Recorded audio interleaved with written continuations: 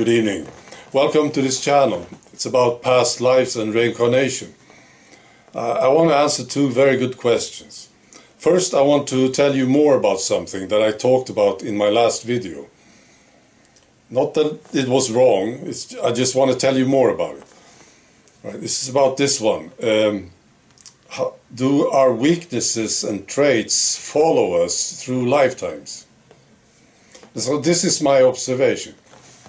When I look at myself in a past life, I always recognize myself immediately.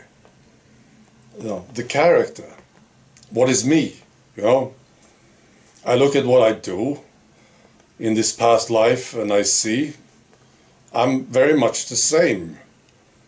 I'm like really identical. So it doesn't change. Of course I make mistakes, stupid things, right? But I made stupid mistakes also this lifetime. But the main me is the same, which is pretty neat, I think. Now the other thing is the physical part, and that's something else, of course. And I can say this, when I look at myself in a past life, I'm usually disappointed. And it takes me a while to accept the way I look. It's not like I'm not shocked. It's just so weird, And very common is that I think I'm small. And I think, why am I so small? Why this tiny body? And of course it's because I have this huge body today, this life. So the contrast is so big. But I usually get along with myself after a while. I look at myself and I accept the way I look in a past life. And I'm quite happy with it. Except for this thing. Why am I so small? Right. There are two lifetimes where there are pictures. So I can look at myself online. See, the way I looked. And this is of course weird. It feels weird. In one of them I was pretty fat. And I thought, when I looked at it, I thought, why didn't I exercise? Why did I eat so much? Well, it's not like I'm tiny or skinny in this lifetime, but I really didn't like it. I should have done something. Now I understand, at that time, which was the 1300s, I think it was good to be a bit fat. I think so. I'm not sure about it, but it's possible. It was like a status symbol. Maybe this could be an excuse for it, I don't know. The other lifetime I was skinny and tiny. I was a painter in France in the 1800s. And there's quite a few pictures of myself. And also here it took me a long time before I accepted the way I looked. I look okay, it's just that I'm so skinny and so small, But I like it. I like the way I looked. It's okay, Alright, so now for the questions. This is the first one. Is it that spirits who had many lives already are less scared and not followers and experience things differently? Well, that's a very good question. Now first, I want to say, I think all of us, well, not all, there are exceptions, but most of us, we have lived many, many lifetimes. And most of us will live many more.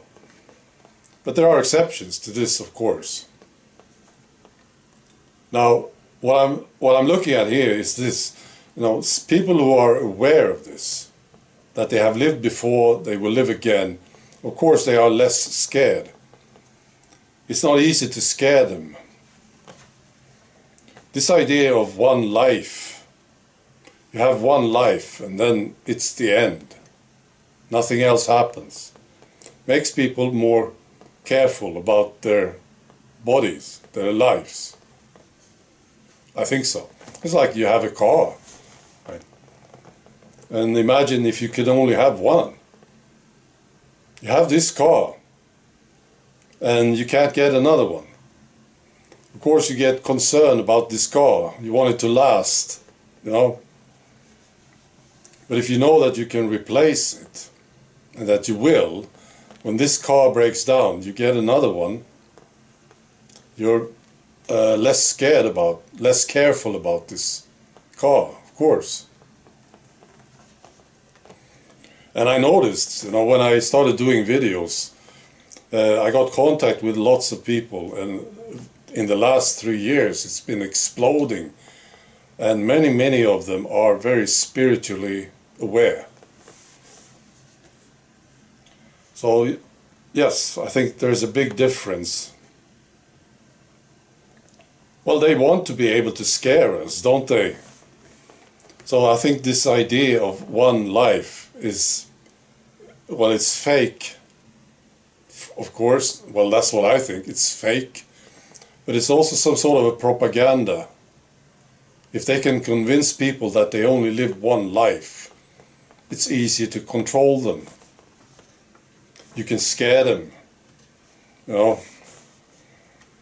know. Last question, this. What happens to evil people when they die? Well, that's a good one. Now, I've been looking at this, right? And you see evil people now. We look at somebody like Bill Gates, for instance. I think most of us agree this guy is evil. I think so. So, you know, he can hide behind manners, with smiles and gestures and diplomas or whatever, money, you know, and the way he talks.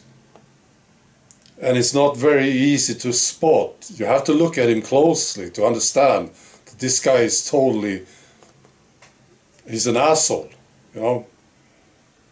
But if you look at him in an interview, it's not that obvious. Well, to us maybe it is, but to most people I don't think so. Well, he's doing a lot of work, you know, he's rich, he's talking on television, he's sitting there smiling with his glasses. It's hard to say. Well, when he dies, he comes into something that is completely different.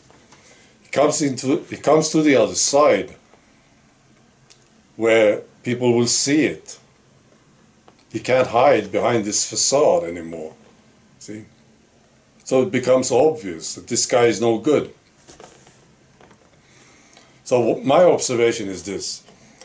Evil people on this planet living here, when they die, they go into hiding. That's my observation.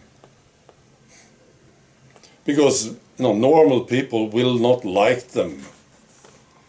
Normal spirits on the other side, they will not like them. They don't want to be with them. Because it's obvious. There's something very wrong here, you know. So that's one thing that I have observed.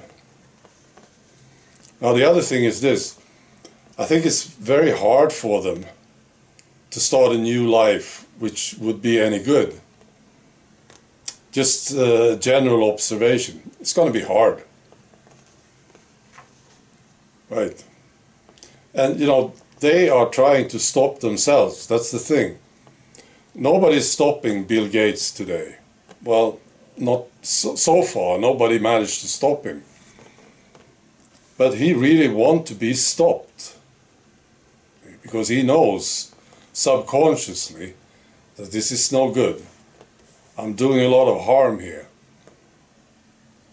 And he wants to be stopped. So they will stop themselves by whatever means they have. And if you're looking at his next life, of course, I think it's pretty clear. This guy will be different and he will have some limitations if he manages to start a new life. That's what I believe. Now there is a problem with these guys because, you know, they are doing these bad things and they believe that people deserve it, you know, so they don't feel any real guilt. Oh, people deserve whatever I'm giving to them. I'm treating these people so badly and they deserve it. See? They all do. So they don't have this guilt thing that most of us have. We get a bad conscience, right? When we make a mistake and something bad happens, we think about it. Of course, these people don't. So that's a problem with them. So maybe they will just say, okay, I'll just do it again. But eventually they will stop themselves. Now it's better if we stop them before they make any more harm, you see. All right, that's all. Be good.